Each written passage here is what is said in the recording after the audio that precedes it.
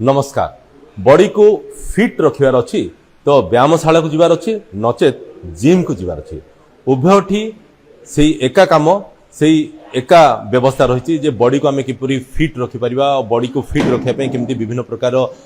Exercise करिया को हम पड़ी थाए किंतु वर्तमान तार परिभाषा बदल जाइए। अतीत जमती कि विभिन्न स्थान में आखड़ा घर होता सेठी विभिन्न प्रकार उपकरण मान रोला इटा पत्थर ठू टेकिबा ठार आरंभ करके काठ पत्थर निर्मित गदाम मान टेकुले एक्सरसाइज करने बॉडी को फिट करने किंतु एबे तार परिभाषा बदल जाइए। एबे विभिन्न स्थान में जिम सब खोल जाइए आ जिम गुड़िक जो खोल जाइए सी गोटे मॉडर्न टेक्नोलोजी माध्यम सब एक्सरसाइज कर सब सुविधा रही। तेबे कह जाए जे हेल्थ इज वेल्थ अर्थात आमर जदि शरीर जदि सुस्थ रही मन सुस्थ मन जदि सुस्थ रही सब कम आम ठीक रूपे करिपरिबा। तो एथिपाई जो जिम को जो आसुचंती जो पिला माने प्रशिक्षण नबापाई केते समय एठी वर्कआउट करबा दरकार क्यों बयसर पिला माने एठी तालीम नहीं पारिबे से संपर्क में आम आलोचना करबा। हम सहित जोड़ी होचंती जे प्रशिक्षक अछंती एस अजित पात्र या कोन कहबे आम देखु अति सुंदर भाबे एटा को बहुत प्रकार जेमति कि आपनकर मॉडर्न टेक्नोलोजी सब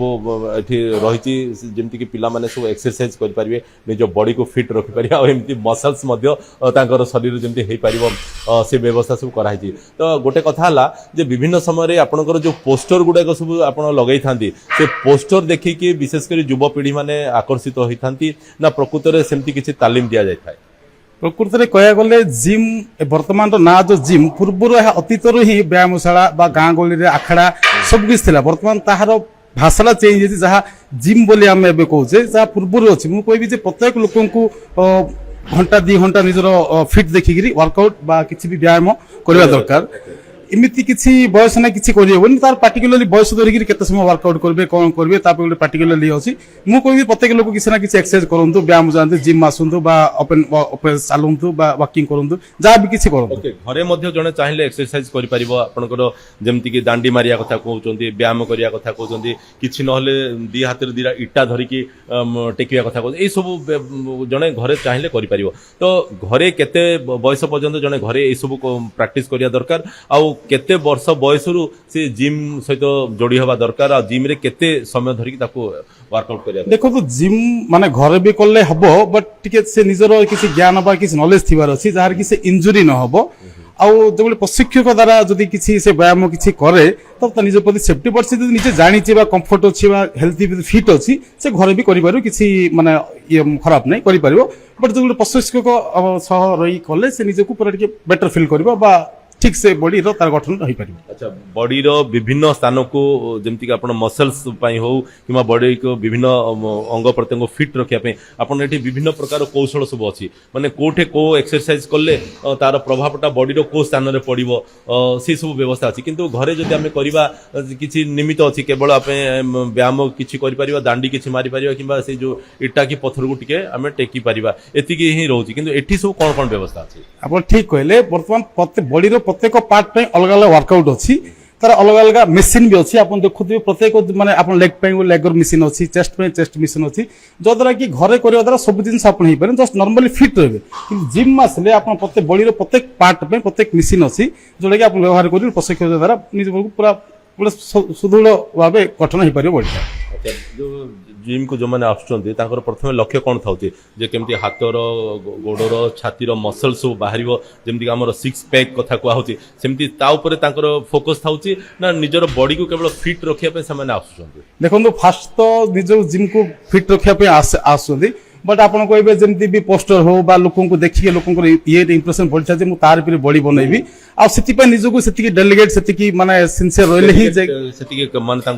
हेबा पड़ो आउ बॉडी बनाया तो सहज ना प्रत्येक जिनस प्रत्येक मिनिट प्रति से ध्यान देवा पड़े खाଇବା धरिकी व्यायाम धरिकी रेस्ट धरिकी निज स्ट्रेस भी हेबा हेनी बॉडी को प्रॉपर रेस्ट रही जाए आप मसल आपको टोटाली ହେଇପାରେ ଯୋଉଟା ସିକ୍ସ ପ୍ୟାକ୍ କହୁଛନ୍ତି ତା ପାଇଁ ବହୁତ କଠିନ ପରିଶ୍ରମ କରିବାକୁ ପଡ଼ିବ। ବହୁତ କଠିନ ପରିଶ୍ରମ କରିବାକୁ ପଡ଼ିବ ଯେଉଁମାନେ କି ଏହାକୁ ପେଶା ରୂପେ ଗ୍ରହଣ କରିବା ପାଇଁ ଚିନ୍ତା କରୁଛନ୍ତି କାରଣ ଆପଣଙ୍କର ବିଭିନ୍ନ ସମୟରେ ପ୍ରତିଯୋଗିତା ମାନେ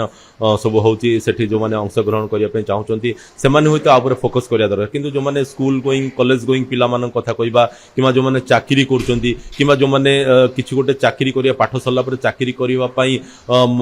ପାଠ ପଢ଼ୁଛନ୍ତି ନିଜକୁ ପ୍ରସ୍ତୁତ କରୁଛନ୍ତି ସେମାନେ ଆସିବାଟା କେତେ ଦୂର ଦେଖନ୍ତୁ ଏଇଟା ଦି ପ୍ରକାର ଜିନିଷ ଅଛି ଗୋଟେକୁ ନିଜକୁ ମାନେ ଗୋଟେ ଆର ବି କିଛି ପ୍ରଫେସନ ଅଛି ଯେ ଆପଣ ଯଦି ମେଡାଲ ଯଦି ନ୍ୟାସନାଲ ଲେଭେଲରେ ଯଦି ଇଣ୍ଟରନ୍ୟାସନାଲ ଲେଭେଲ ହଉଛି ଆପଣଙ୍କୁ ଜବ୍ ବି ଶିଖର ହଉଛି ପୂର୍ବରୁ ଯୋଉଟା କି ସୁନ୍ଦର ସ୍ୱାସ୍ଥ୍ୟ ପ୍ରତିଯୋଗିତା ବଡି ବିଲ୍ଡିଂ କୁହାଉଛି ତା ପୂର୍ବରୁ ଆମର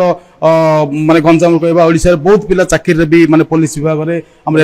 ଶ୍ରୀ ଓଡ଼ିଶା ଶ୍ରୀ ଏଇ ସବୁ ଜାତୀୟ ଚାକିରି ପାଇଛନ୍ତି ସିଏ ଗୋଟେ ଅଲଗା ପାର୍ଟ ସିଏ ହଉଛି ବଡି ବିଲ୍ଡିଂ ନିଜକୁ ପେଶା ଗ୍ରହଣ କରିବା ଆଉ ଗୋଟେ ନିଜକୁ ଫିଟ୍ ରଖିବା ନିଜକୁ ଫିଟ୍ ରଖିବା ଆପଣ ଯେମିତି କହିଲେ ଯେ ଅଫିସ ଯାଉଛି ବା ନର୍ମାଲି କାମ କରୁଛି ସେ ଘଣ୍ଟାରେ 2 ଘଣ୍ଟା ନିଜକୁ ବ୍ୟାୟାମ କରି ନିଜକୁ ବଡିକି ଫିଟ୍ ରଖିବା ଆଉ ଇଏ ଫିଟ୍ ରଖିବା ଆଉ ନିଜ ବଡି ବିଲ୍ଡିଂ ପ୍ରଫେସନ ବନେଇବା ଏ ଭିତରେ ଡିଫରେନ୍ସ ଅଛି ତା ପାଇଁ ଆପେ ପୁରା ଅଲଗା ବାଟ। ଆଚ୍ଛା ଗୋଟେ ସାଧାରଣ ଗୋଟେ ନର୍ମାଲ ଜଣେ ଯୋଉ ଆସୁଛନ୍ତି ବଡି ଫିଟ୍ ରଖିବା ପାଇଁ ଜିମ୍ ରେ ଜଏନ୍ ହଉଛନ୍ତି ମାସିକ କେତେ ଟଙ୍କା ଦେବାକୁ ପଡୁଛି ଗୋଟେ ନର୍ମାଲ ଗୋଟେ ଜେନେରାଲ କଥା ଏଇଠି ହୁଏତ ଅଲଗା ଥାଇପାରେ ଅନ୍ୟ ଜାଗାରେ ହୋଇଥାଏ ଅଲଗା ହେଇଥାଇପାରେ କିନ୍ତୁ ଗୋଟେ ନର୍ମାଲ ଯଦି ଆମେ କହିବା ଯେ ମାସିକ କେତେ ଟଙ୍କା ତାକୁ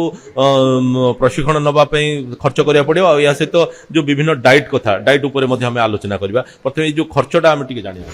ନିଶ୍ଚୟ ଆପଣ ଦେଖିବେ ଯୋଉ ବ୍ରହ୍ମପୁର ବି ବହୁତ ପ୍ରକାର ଜିମ୍ ଅଛି ପ୍ରିମିୟମ ଜିମ୍ ଅଛି ମାନେ ମିଡିୟମ ଜିମ୍ ଅଛି ସେମିତି ମାନେ ଗଭର୍ଣ୍ଣମେଣ୍ଟର ଆମର ଯୋଉ ମ୍ୟୁନିସିପାଲିଟି ଜିମ୍ନାସିୟମ ବି ଅଛି ଆପଣ ନିଜର ମାନେ ଇଏ କ୍ୟାପାବଲ ଦେଖିକି ଆପଣ ଜିମ୍ ଜଏନ୍ ହେବା କଥା ଯେତେ ପ୍ରିମିୟମ ଜିମ୍ ସେତେ ଭଲ ଇକ୍ୱିପମେଣ୍ଟ ବି ଅଛି ଆପଣ ଯେମିତି ମାନେ ଗଭର୍ଣ୍ଣମେଣ୍ଟର ବି ଜିମ୍ ଅଛି ମିଡିୟମ ରେଞ୍ଜର ଅଛି। ଗାନ୍ଧୀନଗର ଏଇ ଯୋଉ ଜିମ୍ଟା ଅଛି ଏଠି ଆପଣଙ୍କର ମାସିକ କେତେ ଟଙ୍କା ଦେବାକୁ ପଡ଼ିବ? ଏଠି ମାନେ 3 ମନ୍ଥ 6 ମନ୍ଥର 1 ଇୟର ପ୍ୟାକେଜ ଥାଏ ଯୋଉଟା କି 3 ମନ୍ଥ ପାଇଁ 5500 ଅଛି ଆଉ ଏଟା ଟିକେ ପ୍ରିମିୟମ ଯେହେତୁ ଦो ଫ୍ଲୋର ଗୋଟେ କାଡ଼ିଆ ସେକ୍ସନ ଗୋଟେ ଫ୍ଲୋର ଗୋଟେ ଖାଲି ଓନ୍ଲି ମାନେ ମେସିନାରୀ ୱେଟ୍ ପାଇଁ ଗୋଟେ ଫ୍ଲୋର ତ ଏଠି ଟିକେ ପ୍ରିମିୟମ ଜିମ୍ ତ ଟିକେ କଷ୍ଟ ଅଧିକ ଅଛି ବ୍ରହ୍ମପୁରରେ ବଟ୍ ବହୁତ ବଡ଼ ଜିମ୍ ଭଲ ଜିମ୍ ଭଲ ଲାଗୁଛି ବୋଲି ଏଇଟା ଗୋଟେ ଲୋକ ଚୁଜ୍ କରେ। ଯୋଉ ବଡିଟାକୁ ଫିଟ୍ ରଖିବା ସହିତ ଯେମିତିକି ଆମେ ଦେଖୁଛେ ମସଲ୍ସ ସବୁ ଯାକ ଯେମିତି ହାତର କୁହନ୍ତୁ ଗୋଡ଼ର କୁହନ୍ତୁ ଛାତିର କୁହନ୍ତୁ ଫୁଲୁଛି କିମ୍ବା ଯୋଉଟାକି ଯୋଉମାନେ ଯୋଉ ଲକ୍ଷ୍ୟ ନେଇକି ଆସିଥାଉଛନ୍ତି ସେଗୁଡ଼ା ସବୁ ହଉଛି ତ ଏଇଠି ହେଲା ପରେ ଜଣେ ଯଦି ୱେଟ୍ ଲିଫ୍ଟିଂ କରିବା ପାଇଁ ଚାହିଁବ ଯଦି ଆମର କେ ରବି କୁମାରଙ୍କ କଥା ମନେ ପଡ଼ିଯାଉଛି ବୀର ହନନ କ୍ଲବରୁ ସେ ପ୍ରଥମେ ନିଜର ବଡିକୁ ଫିଟ୍ ରଖିବା ପାଇଁ ସେ ୱାର୍କଆଉଟ୍ କରିଥିଲେ ପରବର୍ତ୍ତୀ ସମୟରେ ୱେଟ୍ ଲିଫ୍ଟିଂଟାକୁ ନିଜର କ୍ୟାରିୟର ରୂପେ ଗ୍ରହଣ କରିଥିଲେ ଅନେକ ସଫଳତା ମଧ୍ୟ ପାଇଥିଲେ ସେମିତି କରାଯାଇପାରେ କି? ଦିଟା ଯାକ ଅଲଗା ପାର୍ଟ ବଡି ବିଲ୍ଡିଂ ଅଲଗା ପାର୍ଟ ୱେଟ୍ ଲିଫ୍ଟିଂ ଅଲଗା ପାର୍ଟ ତା ପାଇଁ ଅଲଗା ବ୍ୟାୟାମ ଆ ପାଇଁ ଅଲଗା ବ୍ୟାୟାମ ଆ ପାଇଁ ମାନେ ଡାଏଟ୍ ଅଲଗା ତା ପାଇଁ ଡାଏଟ୍ ଅଲଗା ଟୋଟାଲି ଇଏ ଅଲଗା ପ୍ରଫେସନ ବଡି ବିଲ୍ଡିଂ ଆଉ ୱେଟ୍ ଲିଫ୍ଟିଂ ଦିଟା ଯାକ ଅଲଗା ପାର୍ଟ ଆପଣ ଯଦି ମାନେ ଅଲମ୍ପିଆ ଗେମ୍ ବି ବଡି ବିଲ୍ଡିଂ ଅଲଗା ଗେମ୍ ହୁଏ ବା ୱେଟ୍ ଲିଫ୍ଟିଂ ଅଲଗା ଗେମ୍ ହୁଏ କିନ୍ତୁ ପ୍ରଥମେ ଗୋଟେ ପ୍ରଥମେ ନୂଆ କରିକି ଯୋଉମାନେ ଆସିଥିବେ ନିଜର ବଡିଟାକୁ ଫିଟ୍ ରଖିବା ପାଇଁ କାରଣ କେ ରବି କୁମାରଙ୍କ କଥା ମନେ ପଡୁଛି ତାଙ୍କ ସହିତ ମୁଁ ଯେତେବେଳେ ବିଭିନ୍ନ ସମୟରେ ଆଲୋଚନା କରିଛି ତାଙ୍କଠାରୁ ସାକ୍ଷାତକାର ମଧ୍ୟ ନେଇଛି ସିଏ ମଧ୍ୟ କହୁଥିଲେ ସେ ଟିକେ ପତଳା ଦୁବଳା ଥିଲେ ସିଏ ଚାହିଁଲେ କ୍ଲବକୁ ଯାଇକି ନିଜର ବଡିକୁ ଟିକେ ଫିଟ୍ ରଖିବେ ପ୍ରଥମେ ଫିଟ୍ ରଖିଲା ପରେ ସେ ଚିନ୍ତା କରିଥିଲେ ୱେଟ୍ ଲିଫ୍ଟିଂ କ୍ୟାରିୟର କଥା ଚିନ୍ତା କରିଥିଲେ ଆଉ ସେଥିରେ ମଧ୍ୟ ସଫଳତା ପାଇଥିଲେ ତ ଏଠି ଯୋଉମାନେ ସବୁ ଆସୁଛନ୍ତି ସେମାନେ କେବେ ଚିନ୍ତା କରିଛନ୍ତି କି ଯେ ଏଠି ବଡି ତାଙ୍କର ଫିଟ୍ କଲା ପରେ ଅନ୍ୟ କିଛି ଖେଳ ପ୍ରତି ଫୋକସ୍ କରିବେ? ଦେଖନ୍ତୁ ଫାଷ୍ଟ ହେଲା ସବୁ ନିଜକୁ ଫାଷ୍ଟ ଯେ ଜିମ୍ ଆସନ୍ତି ନିଜକୁ ଟିକେ ଫିଟ୍ ରଖିବା ପାଇଁ ଆସନ୍ତି ବା ଜିମ୍ର ଆଟମୋସ୍ଫିୟର ବା ନିଜର ଜିମ୍ର ଅନ୍ୟ ମେମ୍ବର ଦେଖି ନିଜେ ଟିକେ ନା ତାର ବି ବଡି ହେଲେ ହେଇଥାନ୍ତା ବୋଲି ନିଜକୁ ଟିକେ ଚେଞ୍ଜ ହେବା ପାଇଁ ଚେଷ୍ଟା କରନ୍ତି ତା ପାଇଁ କଠିନ ପରିଶ୍ରମ କରିବାକୁ ପଡିଥାଏ ତାପରେ ଯେ ସଫଳତା ହାସଲ କରିବ। ଝିଅମାନେ ମଧ୍ୟ ଆସୁଛନ୍ତି କି? ଏଇଟା ୟୁନିସେକ୍ସ ଜିମ୍ ଝିଅ ପ୍ରଶିକ୍ଷଣ ଦେବା ପାଇଁ ମଧ୍ୟ ଆପଣଙ୍କର ଟ୍ରେନର ଅଛନ୍ତି। ତ ବର୍ତ୍ତମାନ ଆମେ ଡାଏଟ୍ ଉପରେ ଟିକେ ଆସିବା ଯୋଉ ଡାଏଟ୍ ନର୍ମାଲ ଡାଏଟ୍ କ'ଣ ଖାଇବା ଦରକାର ମାନେ ଜଣେ କହୁଥିଲା ଯେ ଯଦି ଜିମ୍କୁ ଆସିକି ଜଣେ ଏକ୍ସରସାଇଜ କରୁଛି ଘଣ୍ଟେ 2 ଘଣ୍ଟା 1.5 ଘଣ୍ଟା କରୁଛି ତାହେଲେ 6ଟା ସିଝା ଅଣ୍ଡା ଖାଇବାକୁ ପଡ଼ିବ ଚିକେନ୍ ଖାଇବାକୁ ପଡ଼ିବ ମଟନ୍ ଖାଇବାକୁ ପଡ଼ିବ କଲିଜା ଖାଇବାକୁ ପଡ଼ିବ ଏସବୁ କଥା ନାଇଁ ପ୍ରଥମ କହିବାକୁ ଗଲେ ଆମ ମାନେ ବୁଝିବାକୁ ପଡ଼ିବ ଯୋଉ ଡାଏଟ୍ ମାନେ ଡାଏଟ୍ ଆପଣ ବଡିରେ ପର ଡେରେ କିଛି କାର୍ବ କିଛି ପ୍ରୋଟିନ୍ ଆଉ କିଛି ମଲ୍ଟି ଯୋଉ ଜିନିଷ ପରିବା ପତ୍ର ଦରକାର ଯେମିତିକି ଆମେ ଯଦି ୱାର୍କଆଉଟ୍ କରୁଛେ ଆମ ବଡିରେ ପ୍ରତ୍ୟେକ ଦିନ କିଛି ପ୍ରୋଟିନ୍ ଖାଦ୍ୟ ଦରକାର ଯୋଉଟାକି ଆମେ ଚିକେନରେ ପାଇବା ପନିରରେ ପାଇବା ଯେକୌଣସି ପ୍ରୋଟିନ୍ ମାନେ ଚିକେନ୍ ଖାଇବା ବୋଲି ନାହିଁ ଯେକୌଣସି ଅଣ୍ଡା ଖାଇବା ପ୍ରୋଟିନ୍ ଦିନକୁ ଆମ ବଡିକୁ ଯାହା ଟିକେ ୱାର୍କଆଉଟ୍ ଧରିକି ଯଦି ଦରକାର ଆପଣ ଦେବେ ପ୍ଲସ୍ ସେଥିରେ ଟିକେ ଡାଏଟ୍ ଫୁଡ୍ ମିନ୍ ଏବେ ଦେଖନ୍ତୁ ଯୋଉ ବର୍ତ୍ତମାନର ପିଜା ସବୁ ଜଙ୍କ ଫୁଡ୍ ଯାଉଛି ଏସବୁ ପ୍ରତି ଟିକେ ମାନେ ଆପଣଙ୍କ ଦେହ ପୁରା ଇଏ ରହିବ କିନ୍ତୁ ଆପଣ ଯଦି ୱାର୍କଆଉଟ୍ କରୁଛନ୍ତି ମାନେ କିଛି ନା କିଛି ପ୍ରୋଟିନ୍ ଖାଦ୍ୟ ବା ଗୋଟେ ହେଲ୍ଥି ଫୁଡ୍ ଯାହା କହିବା ଆପଣ ପ୍ରୋଟିନ୍ ପାଉଡର ଗୁଡିକ ମିଳୁଛି ବିଭିନ୍ନ ଜିମ୍ ସେଣ୍ଟରରେ ମିଳୁଛି ସେଗୁଡାକ କେତେ ଗ୍ରହଣୀୟ? ତ ମୁଁ କହିବି ଯଦି ଆପଣଙ୍କୁ ଖାଦ୍ୟ ଦ୍ୱାରା ପ୍ରୋଟିନ୍ ମିଳୁଛି ମାନେ ଆପଣ ଡାବା ପ୍ରୋଟିନ୍ ନେବା କଥା ନାହିଁ ବା ଯେଉଁମାନେ ପ୍ରଫେସନାଲି ତାଙ୍କୁ ସମୟ ନଥାଏ ଯେ ଅଫିସ୍ ୱାର୍କ ବା ତାର ହଷ୍ଟେଲ ରହୁଛି ତାକୁ ସେମିତି ଡାଏଟ୍ର କିଛି ସୁବିଧା ହେଉନି ମାନେ ସେ ପ୍ରୋଟିନ୍ ବ୍ୟବହାର କରିପାରିବ ବଟ୍ ଯଦି ମୁଁ ଫାଷ୍ଟ କହିବି ଯୋଉମାନେ କି ମାଛ ଅଣ୍ଡା ଚିକେନ ମଟନ ଏଗୁଡାକ ଖାଇବାର ଠିକ ରୂପେ ସୁଯୋଗ ପାଇ ପାରୁନାହାନ୍ତି ସେମାନେ ଏଇ ଯୋଉ ଆପଣଙ୍କର ଡବାରେ ଯୋଉ ପ୍ରୋଟିନ ପାଉଡର ମିଳୁଛି ସେ ପ୍ରୋଟିନ ସେମାନେ ସେଇଟା ଆପଣେଇଛନ୍ତି ବଟ୍ ମୁଁ ଯୋଉ କହିବି ଡାଏଟ୍ ପ୍ରୋଟିନ୍ ଖାଆନ୍ତୁ ନିଜେ ମାନେ